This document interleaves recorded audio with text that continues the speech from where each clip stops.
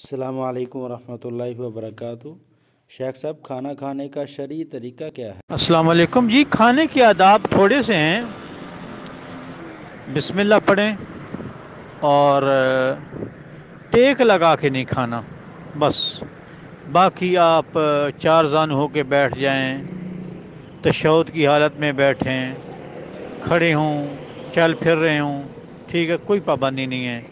دائیں ہاتھ سے کھانا ہے، ٹیک لگا کے نہیں کھانا، اور اینڈ میں پھر دعا پڑھنی ہے۔ تو بس یہی چیزیں ہیں، کوئی زیادہ آداب کھانے کے نہیں ہیں۔ باقی اگر ہاتھ پاک ہوں تو ہاتھوں کو دھونا بھی کوئی ایشو نہیں ہے۔ ایک مجھے شبہ پڑ رہا ہے بھی جب آدمی جنابت کی حالت میں ہو تو پھر ہاتھ دھوئے، لیکن ظاہر بات ہے وہ تو پھر جنابت کا ایشو ہوتا ہے نا۔ لیکن عام جب ہاتھ پاک ہیں تو پھر کوئی ہاتھ دھونے کا ایشو نہیں ہے۔ ہاتھ دھونا مسنون عمل نہیں ہے۔ کوئی طبی طور پر دھوئے تو اس کی مرضی، مسنون عمل نہیں ہے۔ السلام علیکم۔